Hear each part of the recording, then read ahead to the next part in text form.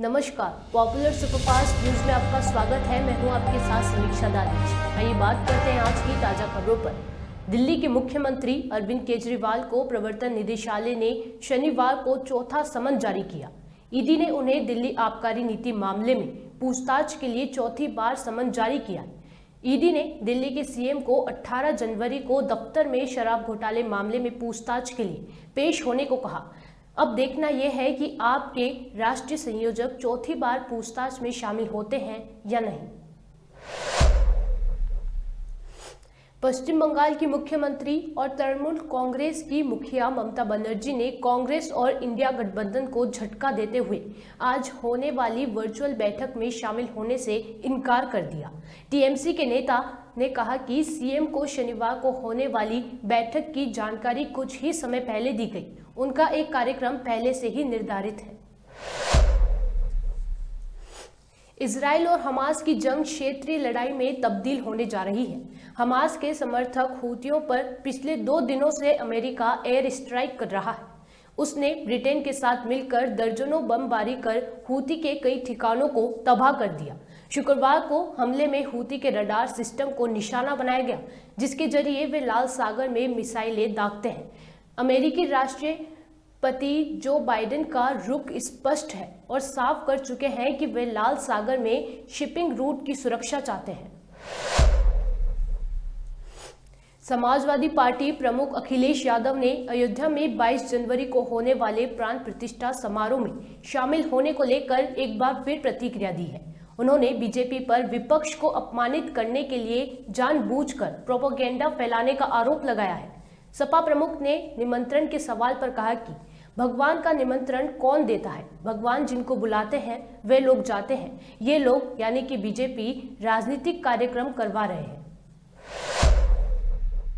तो कट्टरवादी भारतीय इतिहास में ऐसा देखा गया है और इसे रुक नहीं पा रहा है। इसका क्या अर्थ थोड़ा समझा दीजिए। बाबा साहब भीमराव अम्बेडकर जी जातिवाद को लेकर के जातियां खत्म हों, और एक समय ऐसा भी था कि बाबा साहब भीमराव अम्बेडकर जी एक सम्मेलन में जाना चाहते थे, लेकिन सम्मेलन में उनको जाने से कुछ न कुछ ऐसा हो जाता जिसकी वजह से सम्मेलन कैंसिल करना पड़ा।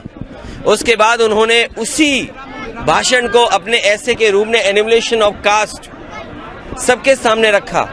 इसी तरह डॉक्टर राम मनोहर लोहिया पूरी जिंदगी भर इस बात का प्रयास करते रहे कि जाति खत्म हो, जातियां टूटें। और नेताजी से लेकर के जितने भी समाजवादी आंदोलन चले हैं, उन्होंने जातियां तोड़ने का काम किया या जातियां कैसे टूटे उस दिशा में काम किया। चाहे वो राजनारायण जी हों, चाहे कर्पूरी ठाकुर जी हों, या पुराने तमाम नेता जिनके हम नाम ले सकते हैं। लेकिन अभी भी समाज में जातियां नहीं खत्म हुई। जातियों का भेदभाव ये भारतीय जनता पार्टी ने बढ़ाया है और जानबूझ करके विपक्ष के लोगों को अपमानित करने के लिए तमाम तरह का प्रचार चलाते हैं। जो निमंत्रण देने का मामला है, निमंत्रण भगवान का कौन कैसे दे सकता है? भगवान तो जिसको बुलाते हैं वो अपने आप स्वयं चला जाता है। तो इसलिए भारतीय जनता पार्टी ये पॉलिटिकल प्रोग्राम कर रही है, और पॉलिटिकल उससे क्या लाभ मिल जाए, क्योंकि आय दोगुनी बता नहीं सकते, नौजवानों को नौकरी दी नहीं, चरम सीमा पर महंगाई पहुंचा दी, चरम सीमा पर भ्रष्टाचार बढ़ा दिया। उनके पास जवाब क्या है? इसीलिए इवेंट के बहाने हर चीज को वो भुलाना चाहते हैं।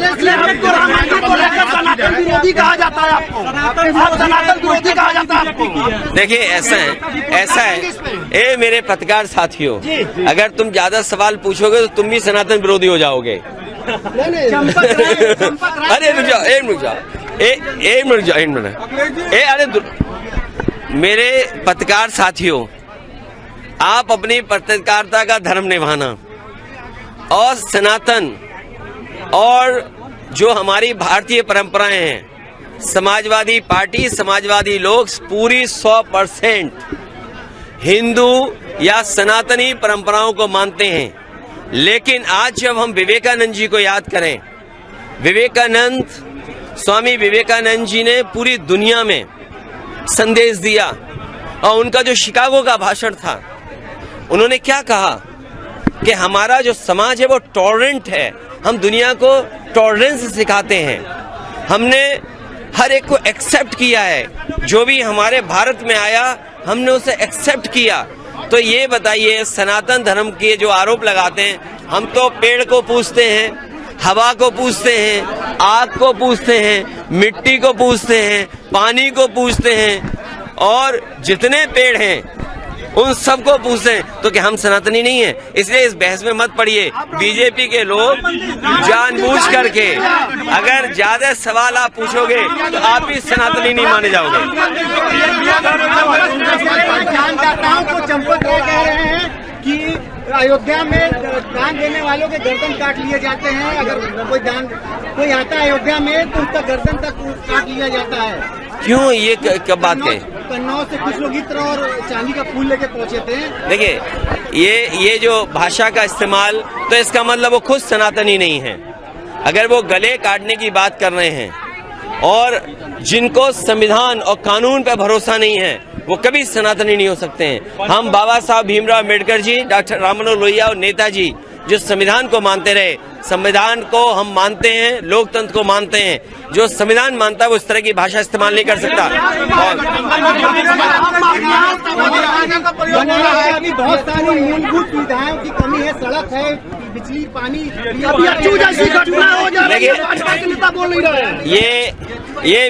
ये बताइए मुझे, जो आपने सनातन का सवाल इतना महत्वपूर्ण पूछा, बीएचयू में जो घटना हुई, जो अपराधी पकड़े गए या जिन पे आरोप है, उनकी हर एक की तस्वीर भारतीय जनता पार्टी के नेताओं के साथ है। मैं भारतीय जनता पार्टी या आप साथी लोग जो सवाल पूछ रहे हैं, क्या जो उन पे आरोप लगा भारतीय जनता पार्टी के सनातनी नेताओं के साथ तस्वीर थी कि नहीं थी? मुख्यमंत्री जी किसी के साथ फोटो नहीं खिंचवाते, लेकिन तीनों अपराधियों के साथ उनकी तस्वीर थी। सोचिए आप, तो क्या ये सजा दिलाने के लिए जो पहले कार्रवाई होनी थी, क्यों नहीं की कार्रवाई? आज सबसे ज्यादा अपराधी बीजेपी में हैं।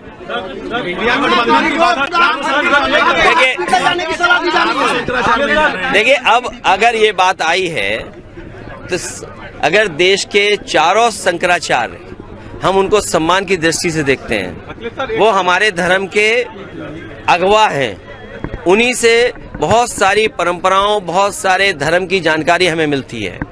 और अगर चारों शंकराचार्य मना कर रहे हैं किसी बात को लेकर के, तो भारतीय जनता पार्टी क्या आरोप लगाएगी उन पे कि वो सनातनी नहीं है?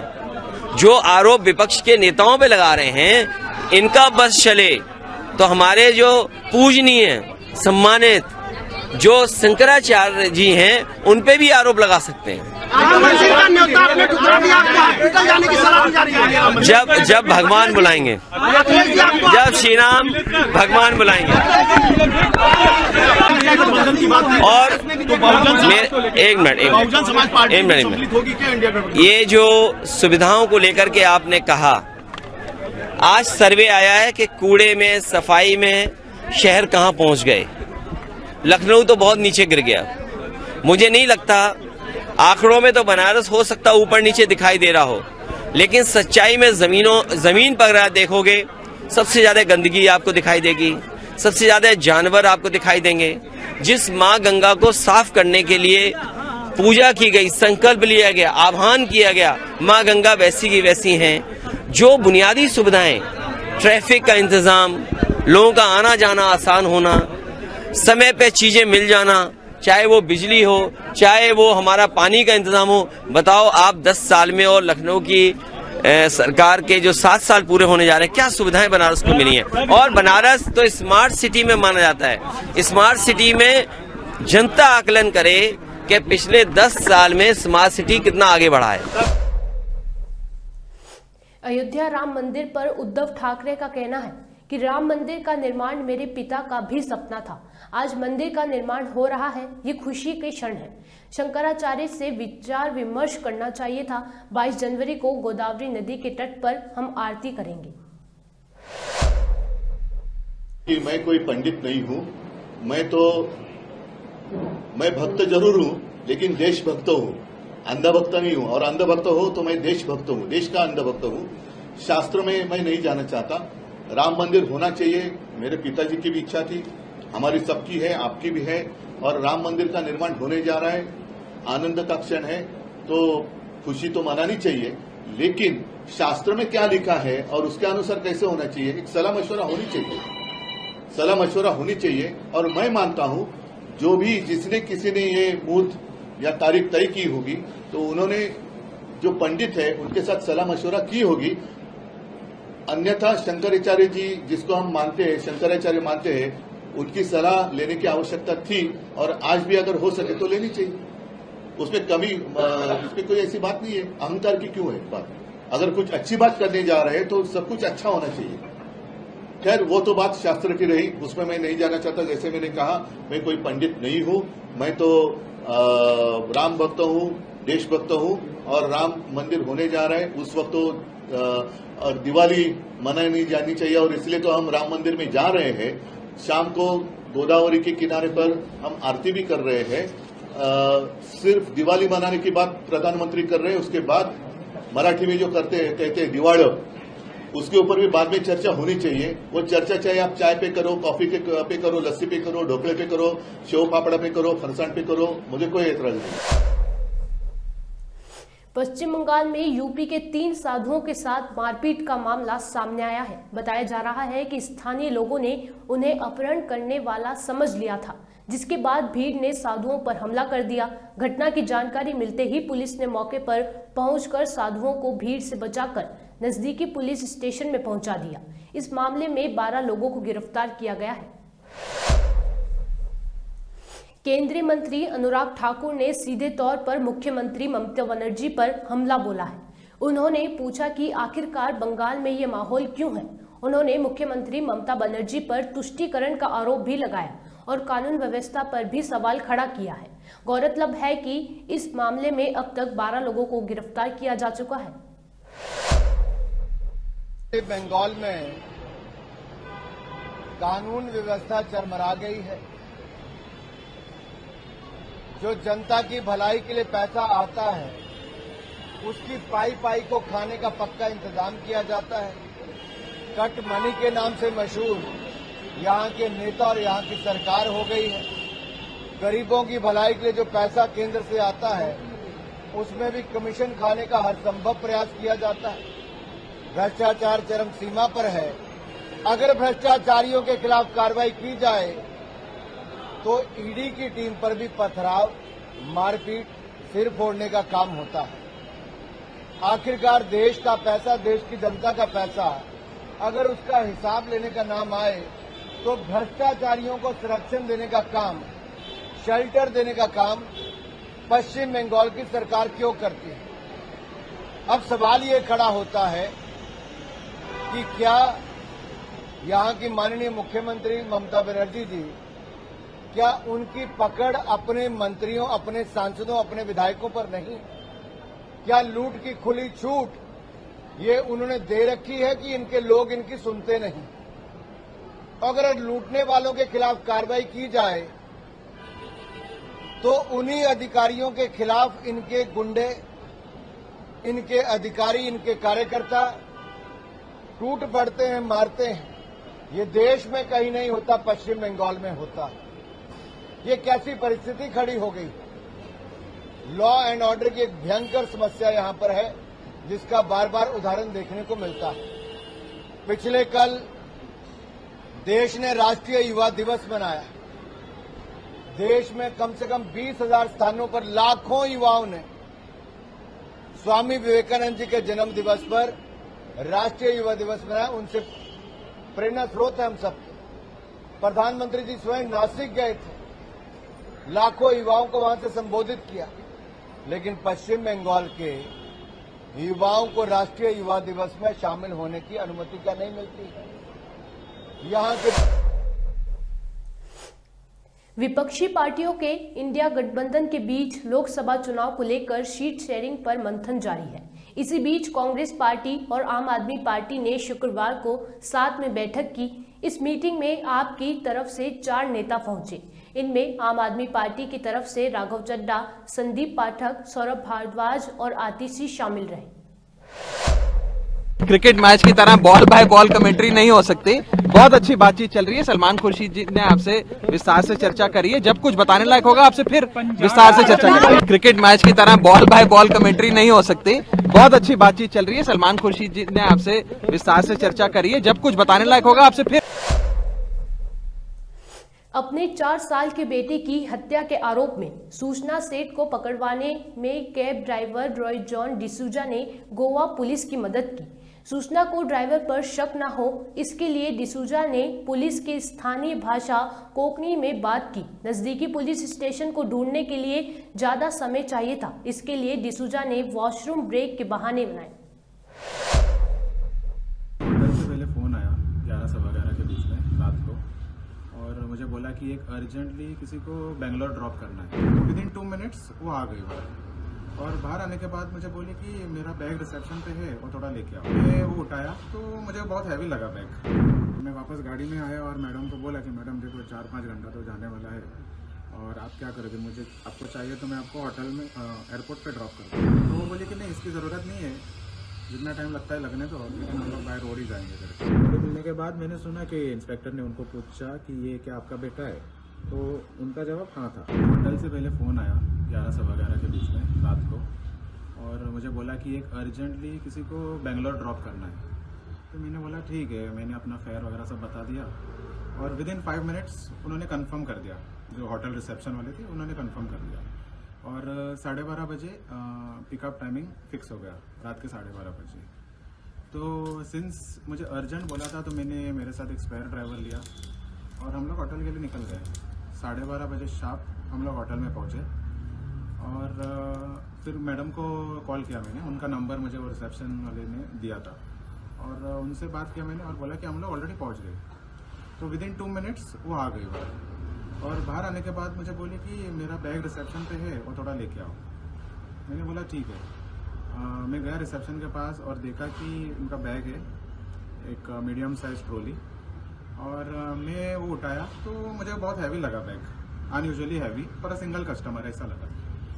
फिर भी मैं आया और उधर जाके पूछा मैडम को कि मैडम इसमें बॉटल तो नहीं है। तो मैडम बोली नहीं है, मुझे सिर्फ काम का सामान है इसमें। और बाद में हम लोग निकल गए, गाड़ी में बैठे निकल गए, और फिर एक थोड़ी देर बाद मैडम बोली कि पानी का बोतल लेना है, उसके लिए रुको। मैंने बोला ठीक है। हम लोग रुके भी रास्ते में, और हम लोग अभी ऑलमोस्ट कर्नाटका बॉर्डर पे पहुंचने वाले थे कि तब तक उधर ये हो गया, एक्सीडेंट हो गया चौरला घाट पे।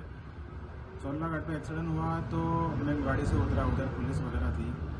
तो पुलिस को मैंने पूछा कि कितना टाइम लगेगा ट्रैफिक क्लियर होने को, तो उन्होंने बोला कि 4 घंटा तो जाएगा।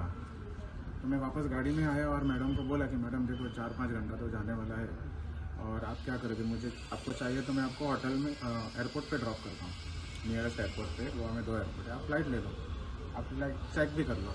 तो वो बोली कि नहीं, इसकी ज़रूरत नहीं है, जितना टाइम लगता है लगने दो, लेकिन हम लोग बाय रोड ही जाएंगे करके। मैंने बोला ठीक है, अभी कस्टमर को कुछ बोल नहीं सकते। सुबह 6 बजे ट्रैफिक क्लियर हुआ, 4 आवर्स लगा ट्रैफिक को। हम लोग निकल गए, एक्सप्रेस वे वगैरह पकड़ लिया, ब्रेकफास्ट के लिए रुके। 8 साढ़े 8 बजे मैडम भी उतरी, वो भी ब्रेकफास्ट वगैरह करके हम लोग निकल गए। 2-2.5 घंटा ऐसे ड्राइव कर रहे थे। फिर अचानक से पुलिस का कॉल आया, गोवा पुलिस। मुझे बोला कि हम लोग कलंगुट पुलिस स्टेशन से कॉल कर रहे हैं, और मैंने बोला क्या हुआ। नहीं, आपके साथ कितने कस्टमर हैं। मैंने बोला एक ही है, और उसके साथ बच्चा है। मैंने बोला नहीं है।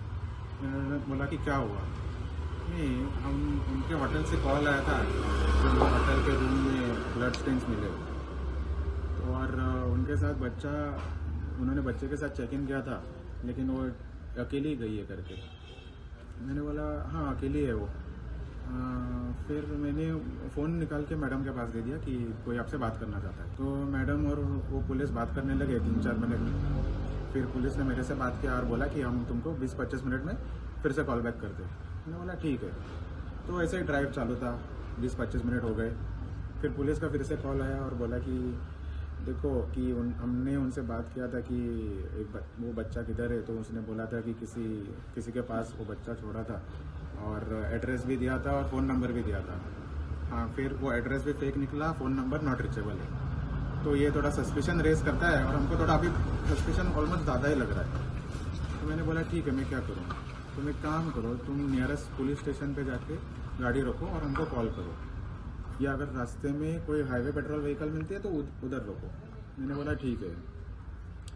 टू आर बैड लक कि हमको रास्ते में एक भी पुलिस वैन नहीं मिली और हमने एक्चुअली अभी ये हाईवे अभी आइसोलेटेड इस पे हो गया था, मतलब जहाँ पे ज़्यादा शॉप्स और ये नहीं है। और मैंने गूगल मैप्स पे डाल के देखा तो नियरेस्ट पुलिस स्टेशन मुझे 100 किलोमीटर्स बैक दिखा रहा था।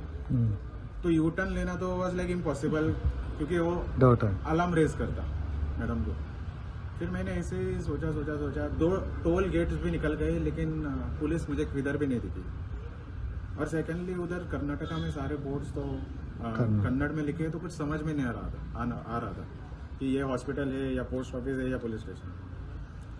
फिर मेरे साथ जो स्पेयर ड्राइवर था उसको एक्चुअली इसका कुछ आइडिया नहीं था, तो मैंने उसको बोला कि एक काम करो, मैं अभी एक रेस्टोरेंट पे गाड़ी रोकता है, तुम फटक से उतर के वॉशरूम में जाओ और उधर ही रुको, मैं बोलता हूँ तुमको 10 मिनट उधर ही रुको। और हम लोग रेस्टोरेंट पे रोका गाड़ी, वो गया अंदर, मैं बाहर निकल के, तब मैडम ने बोला क्या हुआ, मैंने बोला कि ड्राइवर को वॉशरूम आया, वो उधर गया।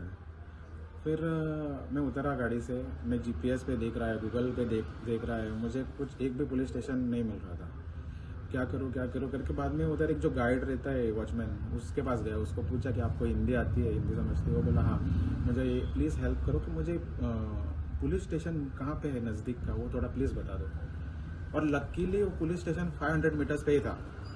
और मैंने उसको कंफर्म किया कि ये बड़ा पुलिस स्टेशन है, कुछ आउटपोस्ट है, छोटा है? वो बोला कि नहीं, बड़ा पुलिस स्टेशन है, आई मंगला पुलिस स्टेशन। मैंने बोला ओके ठीक है। और मैंने ड्राइवर को बोला कि आ जाओ, बैठो गाड़ी में। फिर मैंने डायरेक्टली पीआई को कॉल किया, फिर बोला कि अभी फ़ोन चालू ही रखो, मैं अभी उधर पहुंचने वाला है। फिर हम लोग गए, मैं गोवा पुलिस को कॉल किया, गए, पुलिस स्टेशन मिल गया मुझे, उसके सामने जाके गाड़ी रोका। मैडम पूछी मुझे कि इधर क्यों रोका? मैंने उनको बोला कि मुझे पुलिस के 2-3 कॉल आए और इनको कुछ ये पुलिस से बात करना है। इसके लिए उसका आंसर ओके था और कुछ नहीं। मैं गाड़ी से उतरा, झट से जाके फ़ोन कांस्टेबल जो बाहर खड़ा था उसको जाके दिया, बोला कि गोवा पुलिस है ऑन द लाइन, आप बात कर लो। उन लोगों के बीच में 5-10 मिनट का बात हुआ। फिर और 10 मिनट में शायद उनका पुलिस इंस्पेक्टर आया, लेडी इंस्पेक्टर आई। और फिर एक 20 मिनट्स के बाद, अप्रॉक्स 15-20 मिनट्स के बाद वो पुलिस आके मैडम से बात किया, उनको इन्फॉर्म किया कि क्या सिचुएशन है। मैडम उतरी, उनको बोला कि डिक्की वगैरह ओपन करके दिया और बोला कि बैग ओपन करके दिखा दो। खुद मैडम ने बैग ओपन किया। मैडम ने बैग ओपन किया और ऊपर तो सारे कपड़े ही थे, लेकिन बाद में पुलिस ने भी ये करके चेक करते देख लिया, 2-3 कपड़े ऐसे उठा के देख लिया, तो उनको बॉडी मिल गया अंदर। बॉडी मिलने के बाद मैंने सुना कि इंस्पेक्टर ने उनको पूछा कि ये क्या आपका बेटा है, तो उनका जवाब हाँ था। और लेकिन लखनऊ समेत 26 जिलों में कड़ाके की ठंड व कोहरे का अलर्ट जारी है। मौसम विभाग के वैज्ञानिक मोहम्मद दानिश ने बताया कि लखनऊ के न्यूनतम पारा में गिरावट दर्ज की गई। शुक्रवार रात राजधानी का न्यूनतम पारा 3 डिग्री और नीचे दर्ज किया गया। अधिकतम तापमान 17 तो न्यूनतम 6 डिग्री सेल्सियस रहा। रात में गलन भरी सर्दी से लोग परेशान रहे। सुपरफास्ट टॉप 10 न्यूज में आज के लिए सिर्फ इतना ही। देश और विदेश की तमाम बड़ी खबरों से जुड़े रहने के लिए देखते रहिए पॉपुलर टीवी। धन्यवाद।